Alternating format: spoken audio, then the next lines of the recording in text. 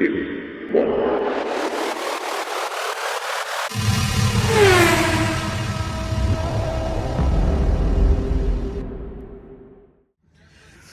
ये रही भाई अपनी Volkswagen की पोलो 1.6 और इसको लेके हम, जैसे आप सबको पता है, नहीं पता तो बता दूं, जैसलमेर आ रखा था। अभी जो है फिलहाल मैं हूँ वापसी की तरफ, back to pavilion, back to home.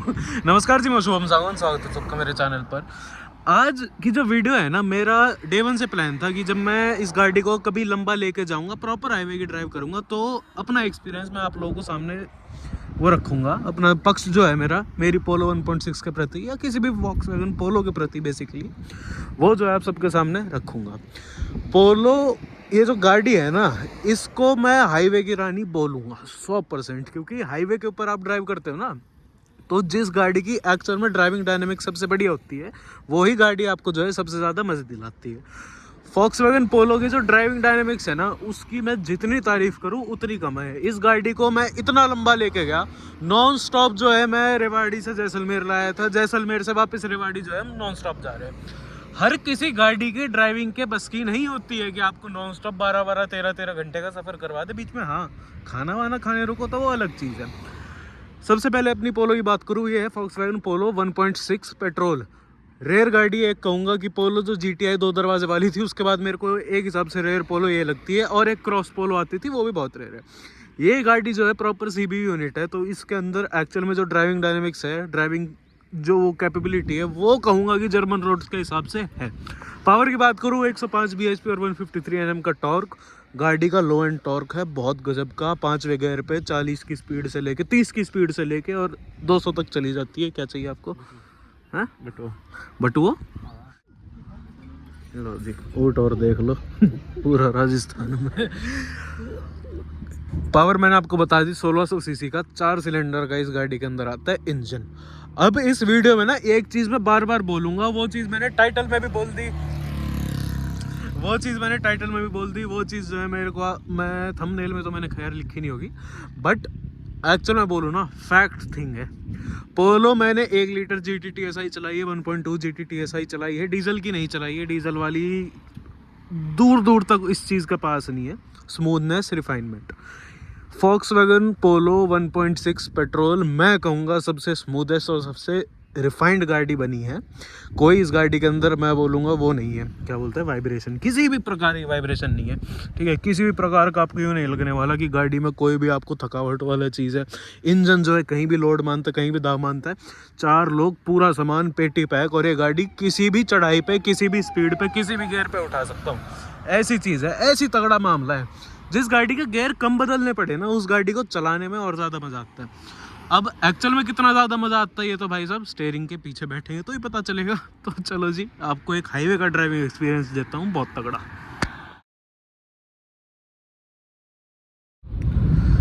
चलो जी, बैक ऑन दी हाईवे। अब इस वीडियो में जैसे मैं आप सबको बता रहा था, पोलो का जो है पूरा हाईवे का ड्राइविंग के एक्सपीरियंस की बात करूँगा। अब हाईवे पर ड्राइव करते हो ना, तो कुछ ही गाड़ी होती हैं जो आपको नॉन स्टॉप चलाने में थकावट ना दे। अब ऐसा तो है नहीं कि हर गाड़ी भी परफेक्ट होती है, हर गाड़ी में कहीं ना कहीं कमियाँ होती हैं। तो क्या क्या चीज़ है इस गाड़ी की मेरे को अच्छी लगी हाईवे के ड्राइविंग पे, क्या क्या चीज़ें मेरे को अच्छी नहीं लगी हाईवे के ऊपर, सारी चीज़ मैं आपके सामने अब रख दूंगा। तो सबसे पहली चीज़ जो होती है हाईवे के ऊपर देखा जाता है गाड़ी के स्टीयरिंग को। स्टीयरिंग रिस्पॉन्स ऐसा है, हल्की स्पीड पे स्टीयरिंग लाइट है, स्पीड जैसे ही बढ़ जाती है स्टीयरिंग स्पीड के हिसाब से जो है अपना वेट पकड़ता है। हल्का सा जो है आप इशारा करोगे स्टीयरिंग को कि हल्का सा इधर हो जा, इधर हो जाएगी, हल्का सा इधर हो जा, इधर हो जाएगी, और अपने ट्रैक को पकड़ते हुए चलती रहेगी, ठीक है। वही बात है, जिस तरफ मुंह कर दोगे ना स्टीयरिंग का, उस तरफ गाड़ी अपना मुंह कर लेती है और भागती चली जाती है, ठीक है जी। स्टीयरिंग की बात करती है, ये देख लो आराम से। छोड़ दूंगा तो भी गाड़ी अपनी जो है ट्रैक नहीं छोड़ती है। अभी बेशक जो है मेरी अलाइनमेंट मेरे को लग रहा है थोड़ी बहुत कमी है, थोड़ी बहुत जो पीछे के व्हील है मेरी, उसमें बैलेंसिंग में मेरे को कमी लग रही है। उसके बावजूद भी जो है गाड़ी कहीं भी अपनी जो है लीग नहीं छोड़ती है। तो ड्राइविंग में ना यही चीज़ें देखी जाती है। हाईवे पे अगर आप चल रहे हो, सस्पेंशन सेटअप कैसा है, स्टीयरिंग का रिस्पॉन्स कैसा है, सीट का कंफर्ट कैसा है, इंजन का रिस्पॉन्स कैसा है, ब्रेकिंग का रिस्पॉन्स कैसा है। इंजन के ऊपर अगर मैं आऊँ, 1.6 जो है MPI है, 1600 सीसी का इंजन है। छोटी सी चुन्नी सी गाड़ी के अंदर ये इंजन ओवर पावर्ड तो नहीं कहूँगा, पावर जितनी है सफिशिएंट है, अंडर पावर्ड तो बिल्कुल भी नहीं है। ठीक है। अब सब सोचेंगे एन है 103 bhp 104 bhp इतना निकालती है, 153 Nm का टॉर्क है। तुम 4 सिलेंडर और 1600 सीसी को देखोगे ना, लो एंड टॉर्क इतना तगड़ा है इसका। मैं अगर अभी 30 की स्पीड पे कर लूँगा तो मेरे को गियर बदलने की ज़रूरत नहीं पड़ेगी। 30 से लेके 200 तक ये जो है एक गियर में चल सकती है गाड़ी। आप ये चीज़ देख लो, चल रही है आराम से, कोई आपत्ति नहीं है। ठीक है। इंजन के अंदर ही मैं जो है रिफाइनमेंट के आपको बता रहा था कि 1.6 MPa जो इंजन है ना, ये सबसे स्मूथ पोलो मैं बोलूँगा। ठीक है। 3 सिलेंडर अगर वो होती GT TSI 1 लीटर वाली, उसके अंदर भी वाइब्रेशन है। 1.2 जो GT TSI है उसके अंदर भी 4 सिलेंडर है वो बेशक, बट उसके अंदर भी कहीं ना कहीं तक इंजन की जो है आवाज़ इससे ज़्यादा आती है। 1600 सीसी सुपर शांत इंजन है। हाईवे पे चलोगे ना, इतना मक्खन मलाई ये गाड़ी जो है आपको रिस्पांस देती है। 1.6 MPa की बात कर रहा हूँ मैं।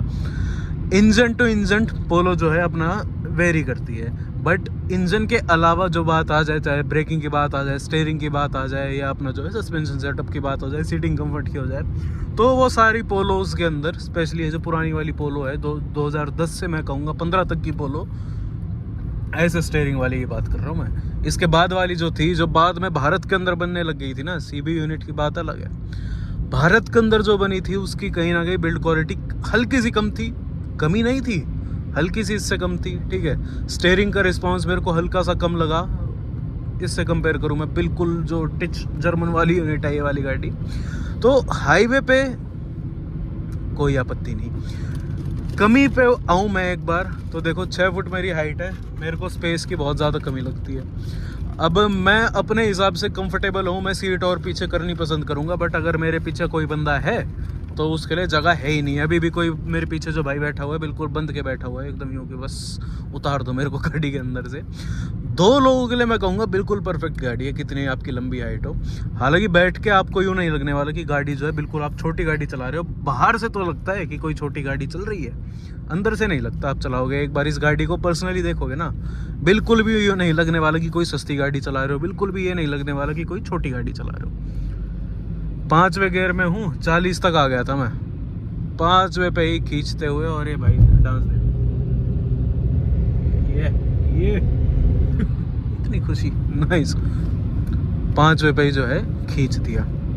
कहीं भी इंजन यूँ नहीं कहता है कि भाई साहब मेरे अंदर, या मेरे को गियर जो है बिल्कुल डाउन कर दो, या मेरे को जो है और एक धक्के की ज़रूरत है। चौथे से हमारा 5वें पे शिफ्ट। अब हाईवे पे आपको एक चीज़ की कमी लगने वाली है, छठे गियर की। ठीक है। छठा गियर जब हो इस गाड़ी के अंदर तो कहीं ना कहीं 100 की स्पीड पे भी एक बेटर माइलेज गाड़ी निकाल सकती है चलाओ तो। और कहीं ना कहीं इंजन जो है ना थोड़ा काम रहता है। अब 80-90 पे हूँ मैं, 2000 से ऊपर है, 100 पे चलूँगा 2500 पे मेरी सुई होगी, तो यूँ लगता है कि इंजन थोड़ा ना परेशान हो रहा है, काम नहीं है। अब इसको काम करूँ तो 80 से नीचे चलना पड़ेगा। 80 से नीचे इस सड़क पर तो नींद आ जाएगी। एक गियर की कमी लगने वाली है आपको। ऑटोमेटिक अब GT VT लोगे तो उसमें कोई दिक्कत नहीं। वो तो 7 गियर की भी आती थी, 6 गियर की भी आती थी, मैनुअल वाली भी एक 6 गियर की आने लग गई थी बाद में, 1 लीटर वाली। तो ये जो चीज़ें हैं ना पोलो की, एक नंबर की। चलने दो। अब आ जाऊँ सस्पेंशन के ऊपर। सस्पेंशन मैं बोलूँगा गाड़ी छोटी है, सस्पेंशन है स्टिफ, अच्छे खासे स्टिफ है। ठीक है। उसकी वजह से स्टेबिलिटी आपको हाईवे के ऊपर ऐसे मिलने वाली है कि गाड़ी यूँ चलेगी जम के। स्टेबिलिटी अलग चीज़ होती है, जमना अलग होता है। ये गाड़ी सस्पेंशन और स्टीयरिंग का जो इसका वो है ना कॉम्बिनेशन, इसकी वजह से ना सड़क से आपको इतना प्लांटेड फील कराती है ना कि सड़क से बिल्कुल जुड़े हुए हो आप। कई गाड़ियाँ ऐसी होती है जिनका स्टीयरिंग ही ऐसा होता है ऊट पटांग की, भाई साहब मज़े नहीं आते। कईयों का स्टीयरिंग ठीक होता है तो सस्पेंशन ऐसा होता है कि थोड़ी बहुत ना ऐसे लहराती हुई फील करती है। ये जो है ना बिल्कुल ऐसे चलती है जम के। ठीक है। अब यूँ नहीं है कि जो ये हार्ड सस्पेंशन है, हार्ड वाला, इसके चक्कर में जो है आपको ऊबड़ खाबड़ रास्तों पे हाथ धोना पड़े। 4 लोग हैं हम। ठीक है। गाड़ी कहीं नहीं भिड़ी है, भिड़ती भी है तो पीछे के इसके मड फ्लैप भिड़ते हैं। ठीक है जी, एक चीज़। दूसरी चीज़, ऊबड़ खाबड़ रोड हो ना, गाड़ी के अंदर ना सस्पेंशन से आवाज़ आती है, ना कोई यूँ लगता है कि बहुत ज़्यादा आप अनकंफर्टेबल हो रहे हो। एक सेट स्पीड पे आप निकालो ना गाड़ी को ऊबड़ खाबड़ रोडों से, तो जो है बिल्कुल टिच मज़े दे देगी। तो एकदम से आप सोच रहे हो आप अंधेरा कैसे हो गया, जैसे होता है वैसे हो गया। हाँ, बीच में थोड़ी मेमोरी फुल हो गई थी, फिर हम रुक गए थे। तो जैसे कि मैं हाईवे की ड्राइविंग के ऊपर था, अब तो फिलहाल रात हो गई, अंधेरा हो गया। सस्पेंशन के ऊपर था, सस्पेंशन का मैंने आपको अच्छे तरीके से सलीके से समझा दिया। तो तारीफ में तो इतना ही था। देखो इंजन बहुत ज़्यादा रिफाइंड है, बहुत ज़्यादा स्मूथ है। टॉप गियर में आप 5वें गियर पे भी रखोगे तो जो है आप 30 से लेके 120 तो अपना 180 190 तक चला सकते हो 5वें गियर के अंदर। लॉन्ग रूट पे आपको छठे गियर की बहुत ज़्यादा कमी महसूस होने वाली है अगर आप थोड़ा और ज़्यादा मतलब स्पीड पे थोड़ा क्रूज़ करते हो। अब 80 पे हूँ, 2000 पे हूँ मैं, 80 की जगह 90 पे हूँगा ना, जैसे ही वैसे ही थोड़ा थोड़ा यूँ फील होने लगेगा कि भाई साहब कमी है थोड़ी।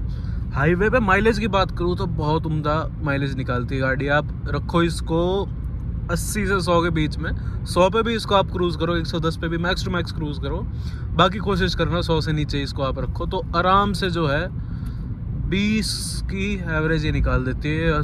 फुल जो मतलब लंबा हम गए हैं, राजस्थान की रोड थी सारी, 20 प्लस की इसने एवरेज निकाली मेरी पहली टैंक में, जो मैंने रेवाड़ी से फुल कराई थी, सीधा जैसलमेर में आके ख़त्म हुई थी वो।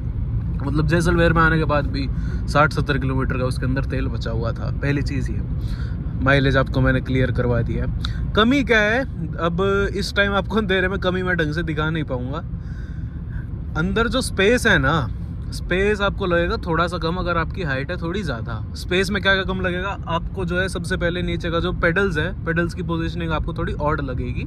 किस चीज़ में, बिल्कुल ही पास पास है पेडल, तीनों पेडल बहुत पास पास में। आप ब्रेक पे रेस कुछ ज़्यादा फ़र्क है नहीं दोनों के बीच में, बिल्कुल हल्का सा आधे इंच का फ़र्क होगा दोनों पेडल्स के बीच में, मेरे ख्याल में तो इतना ही है। ठीक है जी, हो गया। दूसरी चीज़, ऊपर जो है ना आपका ऊपर पैर जो है साइड वाले जो सेंटर कंसोल है उस पे आपका एक पैर बिड़ता रहेगा। कोई डेड पेडल है नहीं, डेड पेडल की जगह ही नहीं है, ठीक है। पेडल 3 मुश्किल से इसके अंदर आ रखे हैं, डेड पेडल कहाँ लगेंगे बेचारे। तो एक चीज़ है, आपको ये स्पेस कम लगेगी। अगली चीज़ अगर बात करूँ तो सीट 2015 से पहले वाली जितनी पोलो थी ना, जिसमें ये वाला स्टीयरिंग आता था, उसमें सीट थोड़ी आती थी पतली। अब पतली सीट है तो उसमें आपको यूँ लगेगा थोड़ी कुशनिंग कम है, साइड में आपको थोड़ा कंफर्ट अच्छा नहीं दे रही है। तो वो चीज़ ऑप्शनल है, आप जो है उसको कोप अप कर सकते हो। कोई बढ़िया आप सीट कवर वीट कवर लगवा लो तो अलग चीज़ बन जाती है। बाद वाली जो पोलो थी उसके अंदर जो है सीटें अच्छी कर दी गई थी अनडाउटेडली, उसमें कोई दोहराई नहीं है उस चीज़ के अंदर। माइलेज क्लियर कर दिया मैंने, इंजन क्लियर कर दिया, स्टीयरिंग क्लियर कर दिया, सस्पेंशन क्लियर कर दिया। चलाने में इतनी उम्दा है ये गाड़ी, आपको थका नहीं सकती। हाइट वाला जो फैक्टर है ना उसको बस ध्यान में रखना, आपकी बहुत ज़्यादा लंबी हाइट है तो कोशिश करना 2 ही लोग जाओ। अब इंजन जो है ना हर पोलो के अंदर आपको अलग अलग मिलेगा। बहुत वैरायटी आई थी पोलो के अंदर इंजन होगी, डीजल में कई सारे थे, पेट्रोल में तो हद ही कर दी थी इंजन बांटने में।